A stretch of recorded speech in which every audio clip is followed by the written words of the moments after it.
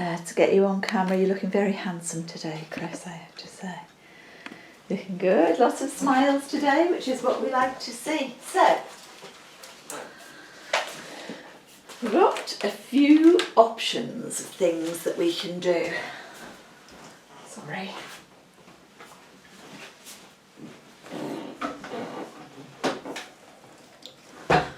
We could carry on and see if you've got any other thoughts or anything that you wanted to add to the opinion piece that you began with Alex and we did a little bit of work on last week. So that was, remember it started off, ask anyone and they'll tell you that autistic people are frustrated because they can't communicate. And everyone thinks that communication is the key to reduce frustration. How wrong this is. That was your start. So, if you wanted to, and you've got some more thoughts about that, we could do some more of that. So that was what we called your opinion piece. That's choice one. Choice two is that we can carry on with the Shakespeare story, Midsummer Night's Dream. Or choice three would be to have a look at a feature in a magazine, and I thought this one was quite interesting, I suppose, because I like them as well. It was all about the Beatles. So, we could do the magazine feature. Or it might well be that you've totally got something else on your mind and you can tell me what that is. So, would you like to do your opinion piece, Shakespeare, magazine feature, or something else? Which one? Which one? Oh, is that your opinion piece was written in there? Which one? Show me with your finger. Opinion piece, Shakespeare, magazine, or something else? Something else. Well, if you've got something on your mind, let's see if we can find out what it is. I thought you'd want one of those things. Right, come on then. You can always tell me, by the way, if I could just give you choices, say I was just to give you 3 choices, and you really had something else on your mind, then you can always just start the session by telling me what was on your mind. Okay, so what would you like to do? Come on. Oh, hang on. T. I'm sorry, I've got a bad position here. T, H, E, the, T, O, P, I, see the topic, O, of,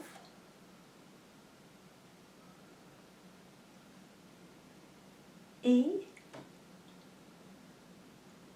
T,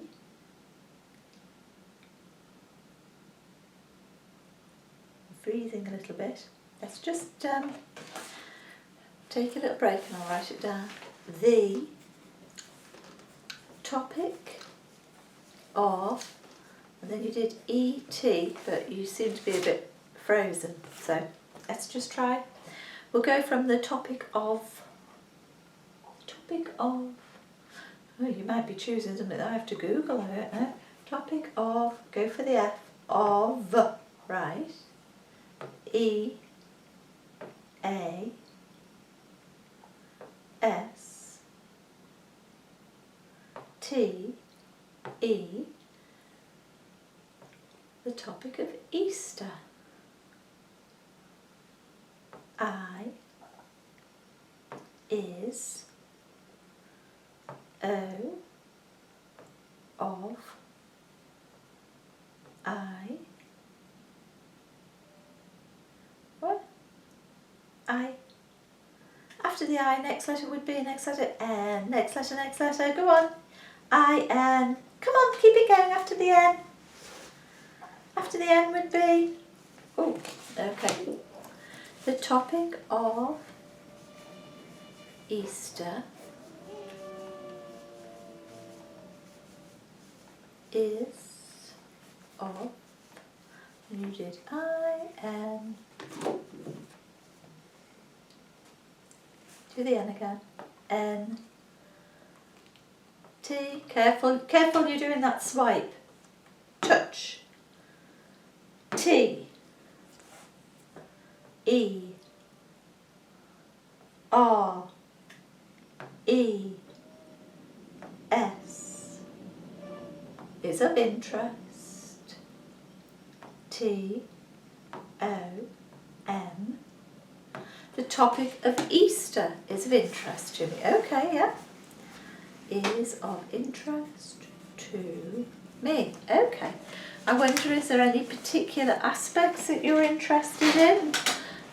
Because I think in the past we've done, what Easter means, etc. So let's just see, is there any particular aspects that you'd like to look at? Anything that has grabbed your attention?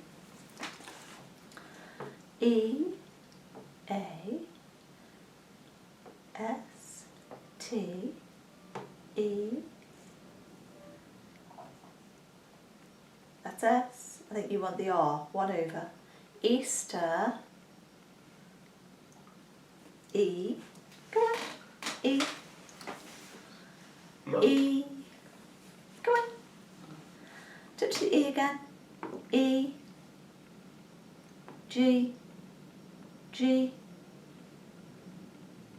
Easter eggs, S, I, G, S, I, G,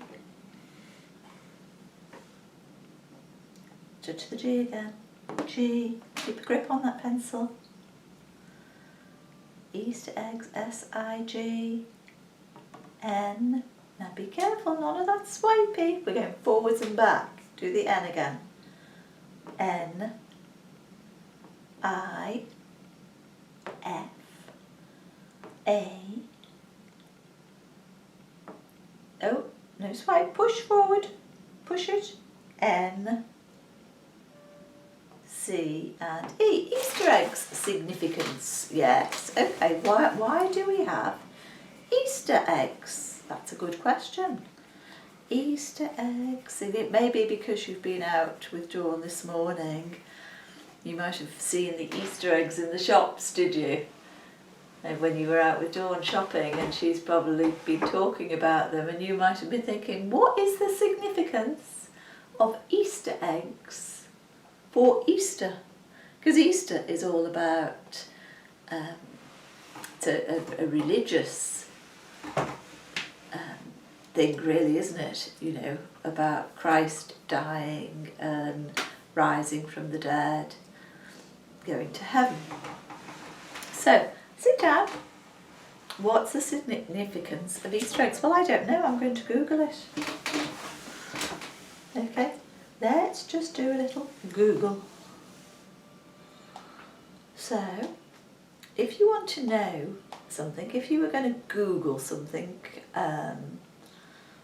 here we are. Let's just put it in there. Find my Google search. Let's do a little plus. There's Google.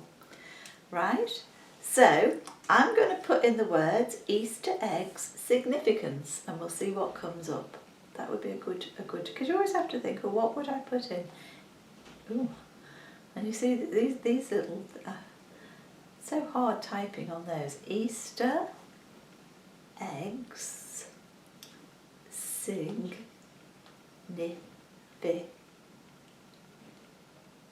There it is, it's done a prediction. Okay.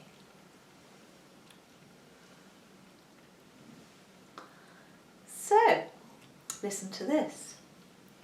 The egg, an ancient symbol of new life, has been associated with pagan festivals celebrating spring. From a Christian perspective, Easter eggs are said to represent Jesus' emergence from the tomb and resurrection.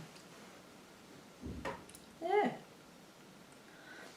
That doesn't really give us, let's just do a little, we'll Google a little bit more because that's not really satisfied my curiosity. Here's another one, look. Why do we have Easter eggs? That might give us some more answers. So here we are. Easter is the most important date in the Christian calendar.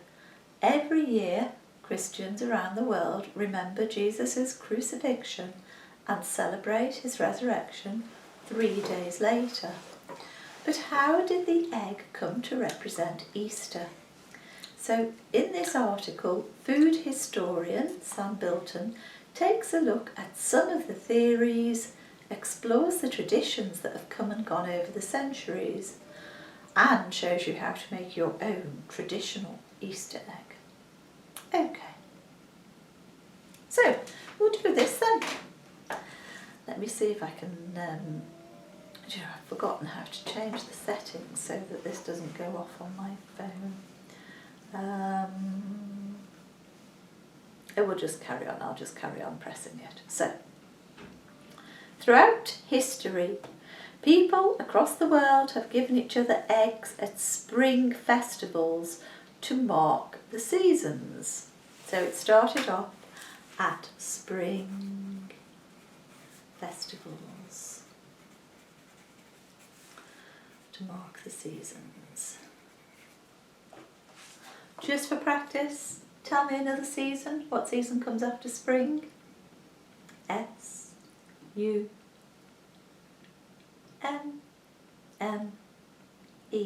and oh, yeah, summer comes after spring. Knew this would happen. Right.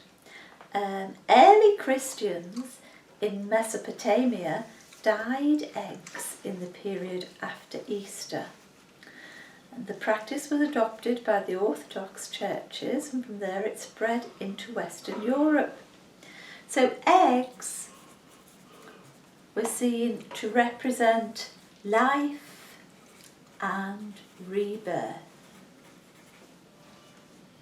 And it's thought that this ancient custom was absorbed into Easter celebrations. Eggs represent, what did we say? L and I and F and E. Life and R. All the way over. B, I, R, E. Rebirth, R. Chris, I can't get my words out. I, R, do the T and the H. T and H. It's a good job we weren't doing any open communication and we were just practicing words. Because my tongue was totally twisted and I couldn't get the sounds out. So, during Lent, when Christians fasted to mark Jesus' time in the wilderness, eggs were one of the foods that people weren't allowed to eat.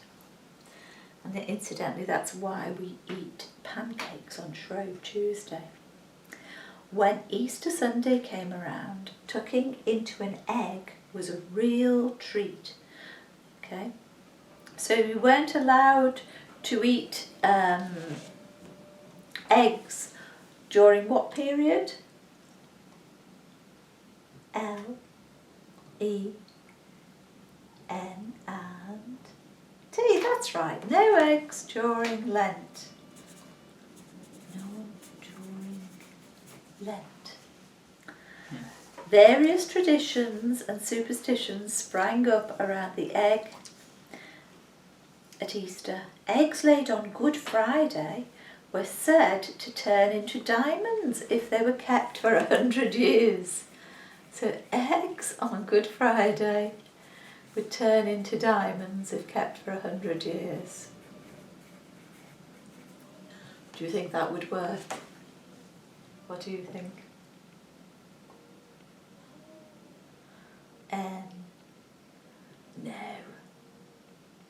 I, T, I, S, A, M,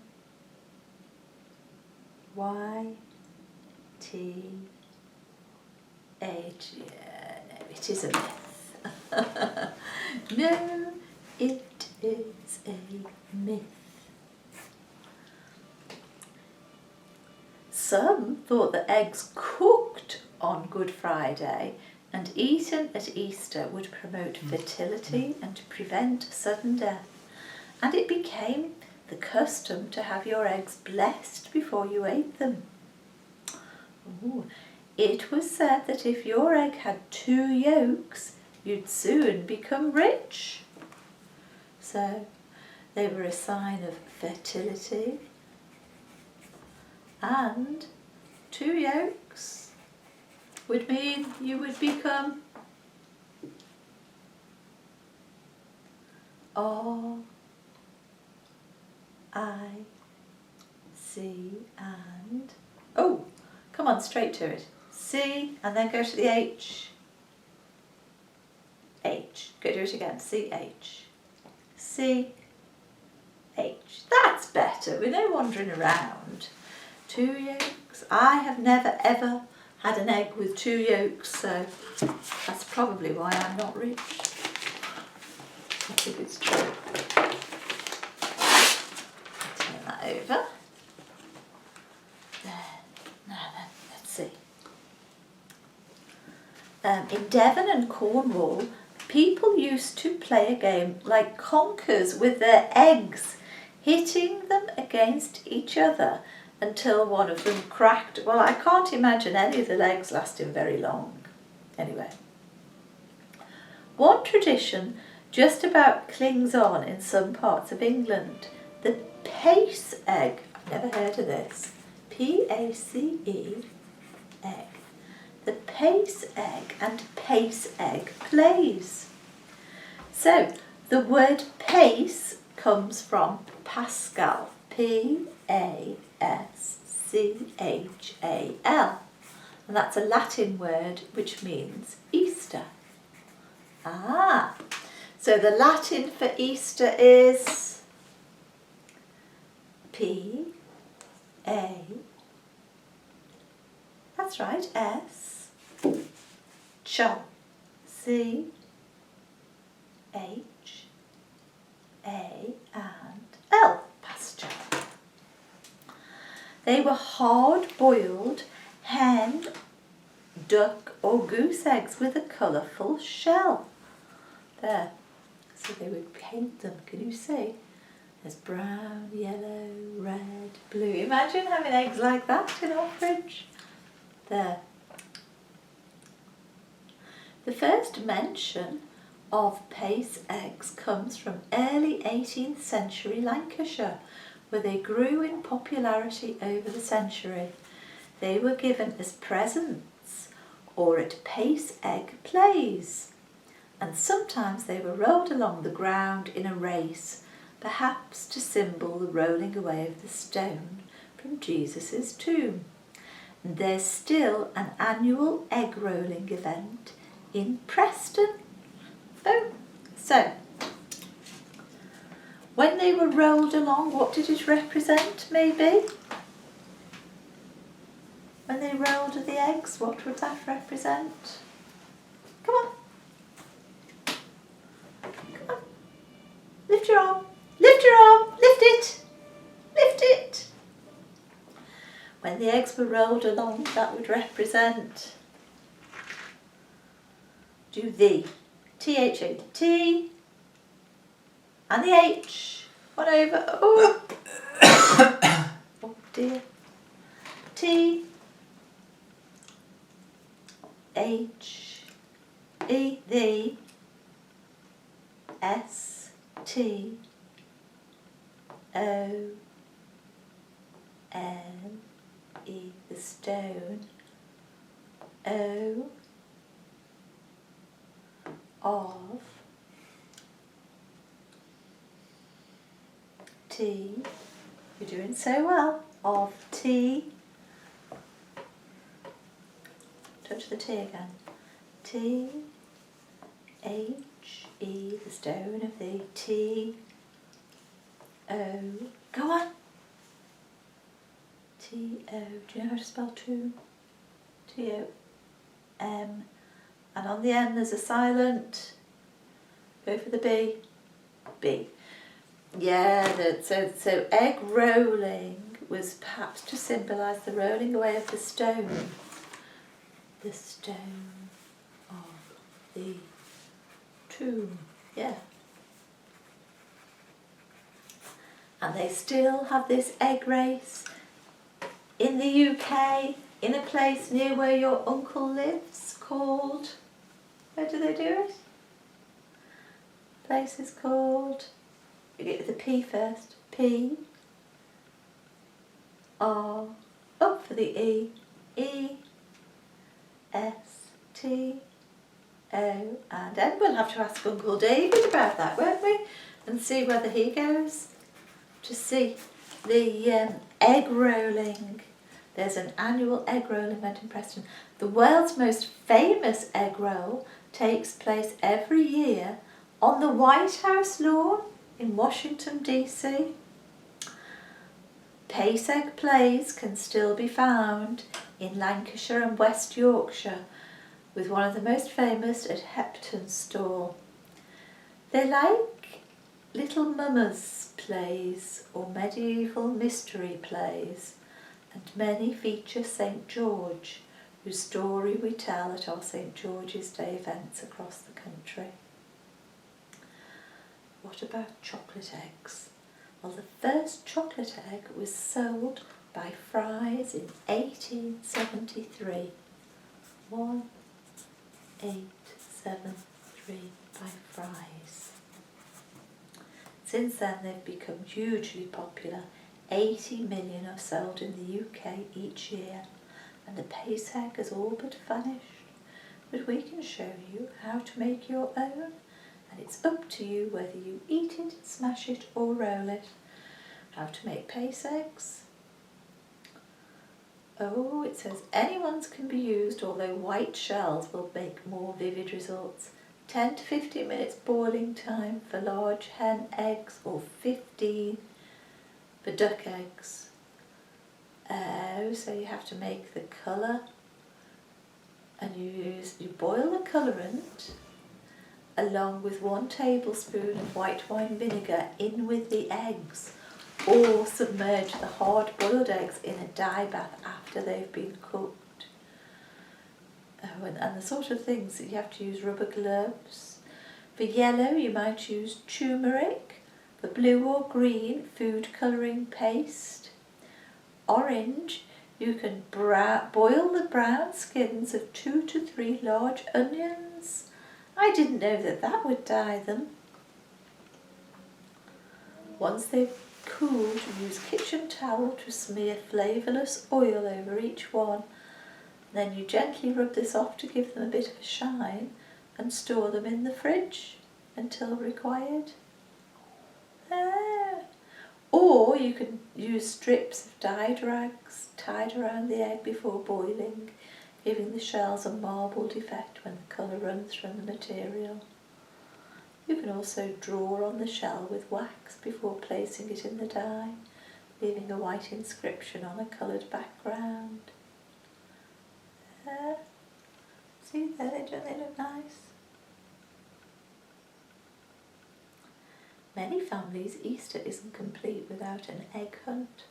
We explore where the egg hunt originated and how it came to be part of the celebrations.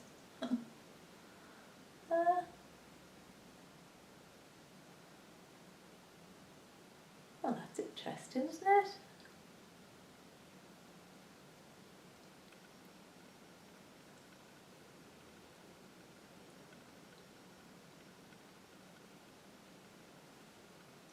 Let's listen. This is the English Heritage Podcast. Listen. Hello, and welcome back to your weekly podcast, Into England's Past. I'm Charles Rowe. Now, this week, as it's almost Easter, we're looking at a particular Easter tradition that children can't resist. Searching for chocolate Easter eggs hidden at the foot of trees, in bushes, or under the nose of a garden gnome is a popular pastime at this time of year, as is eating your hoard. But have you ever wondered who started this peculiar tradition? Well, this week I'm joined by senior properties historian Dr. Andrew Han to crack open the hidden history of Easter egg hunting, look at how the tradition evolved, and understand why we're still drawn to it today.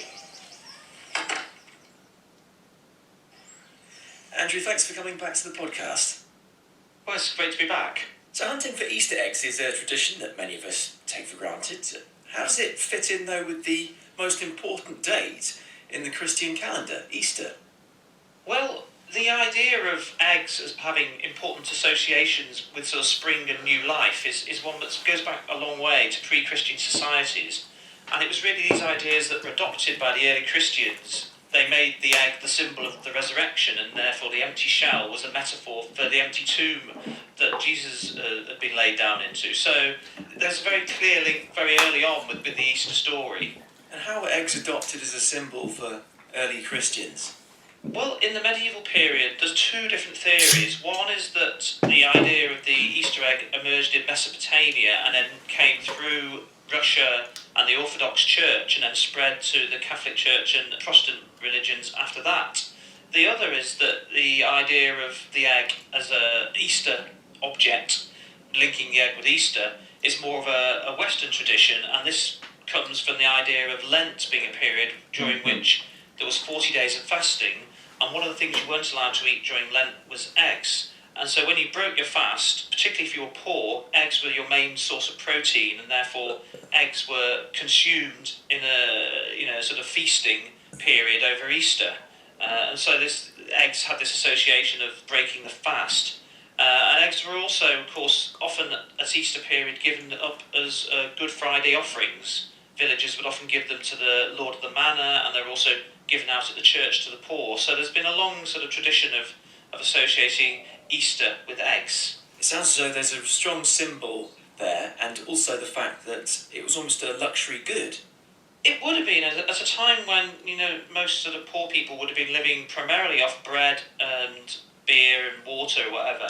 To have something like eggs to provide some protein was actually really important for their survival. So actually to be able to have these during Easter was a real treat. I think these days during Lent, of course, one doesn't give up eggs, one gives up chocolate, and that's the sort of thing that you do.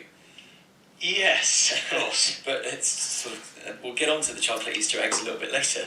So how and where did the tradition of hiding eggs for children to find first start? Well, that emerges in Central Europe, in sort of the Czech Republic and Germany and that sort of area. And some people suggest that the origins date back to the 16th century, when the Protestant reformer Martin Luther started organising Easter egg hunts for his congregation. And the suggestion would be that the men would hide the eggs around the church and in the grounds, and the women and children would then go and look for them. And this was sort of a bit of a nod to the story of the resurrection, where the empty tomb had been discovered by women and children. That's really interesting. I mean, where were these eggs hidden? Is there a meaning ascribed to this? Do you know that? Well, what we can see is, particularly in the German Lutheran tradition, you've got an association between the Easter egg hunt and also the Easter bunny, or the Easter hare, as they were known originally. And there's references going right back to the 1680s for this in a book by George Frank von Frankenau, and he talks about the Easter egg, and he links the hares and the rabbits to Easter and association with sort of fertility in the Virgin Mary and that sort of thing, and often hares appearing in paintings of the Virgin and Christ.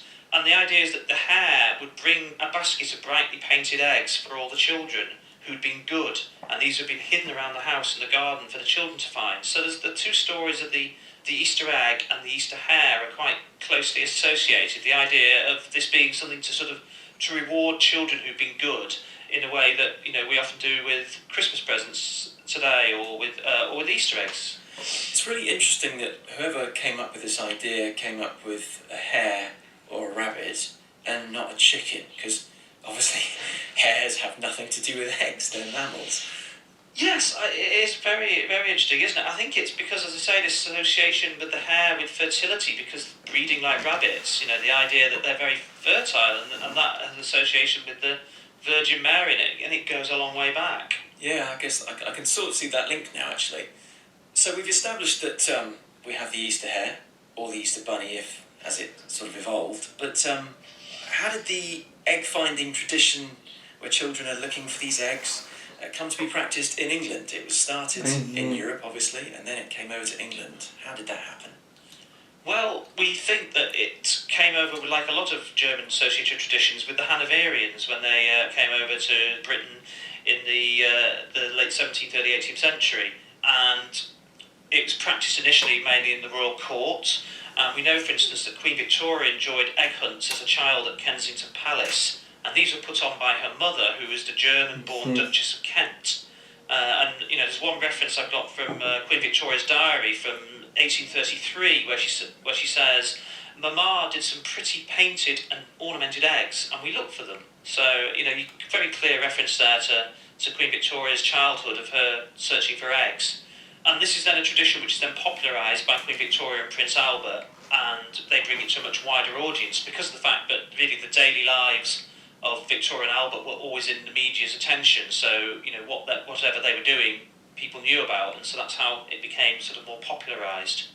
As we've discussed with Christmas and how we almost have a Victorian Christmas as a result of the traditions that they started at Osborne House, etc., etc. Did Queen Victoria and Prince Albert then, as adults with their own children, have Easter egg hunts at their various royal properties? Any of those English heritage ones as well? They certainly did. I mean, Victoria and Albert, they did hide Easter eggs for their own children, but it was on Maundy Thursday rather than actually on Easter Sunday. And they were usually at Windsor Castle when they did this, so because that's where they generally spent Easter.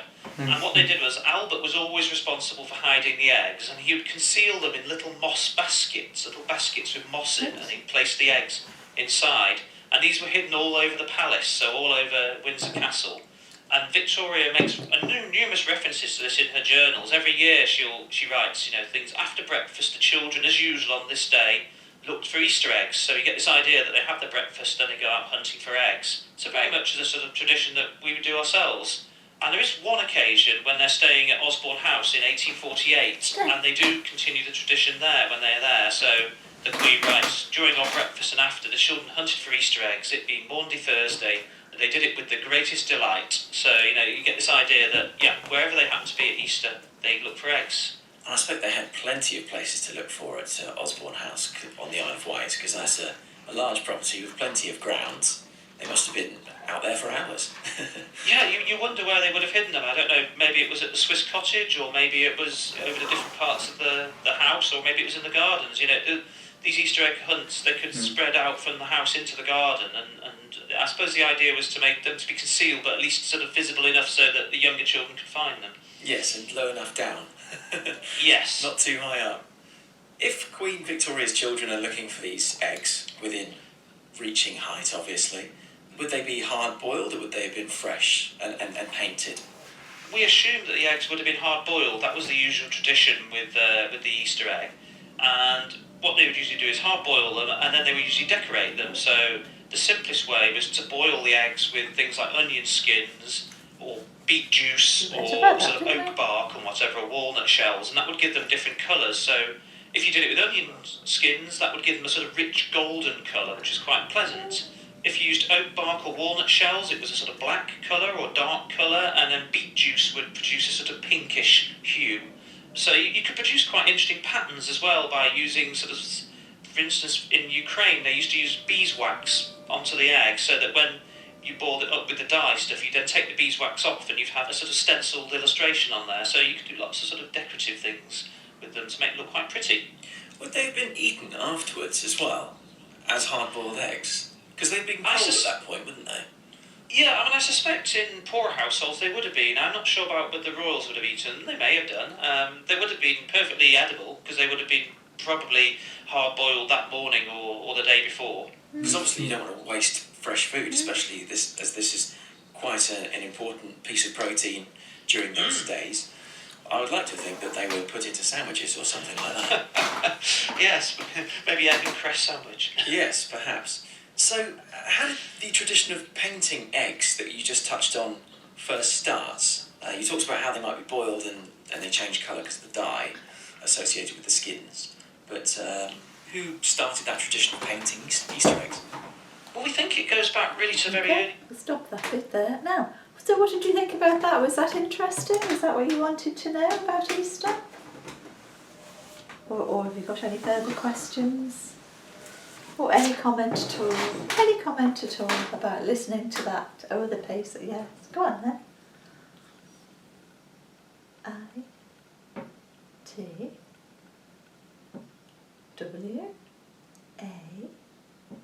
S, it was.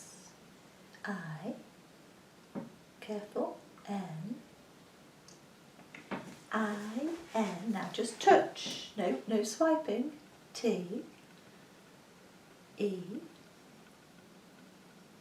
R, E, S, T, I, doing so well. After the I, next letter would be N, G, it was interesting, T, O, 2, the H, E, A,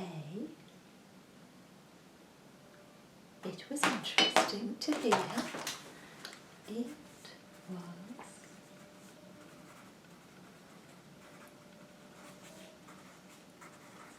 interesting to hear. Oh, D, is that D? D, E, T, D, E, T. Come on, touch that T again. T.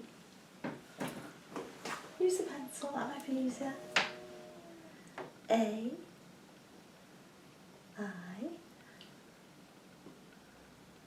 L, details, O, of. It was interesting to hear details of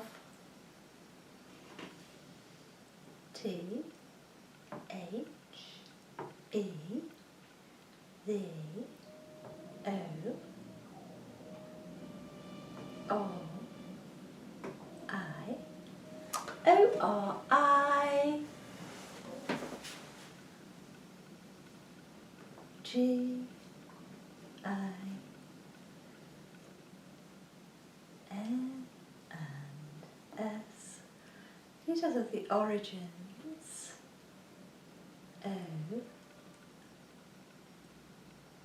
O, of, E, G, G, of egg. What? H. Come on then, after the H would be. Touch the H again. Give you feedback. H. That's it. U. N. T. S. Yes, it was interesting to hear about the origins.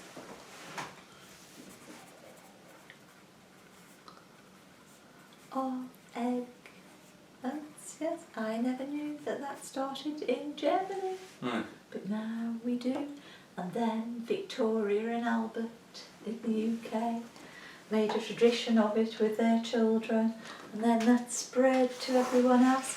When I was a little girl, we used to do Easter egg hunts, me and my brother, in our house. And I don't know if you remember when you were little, I used to hide them in the house for you and Catherine to find. I don't know if you remember that, do you? Do you remember? Yes or no? Why? E. Yes. Oh, that's nice. I bet you Catherine helped you a lot.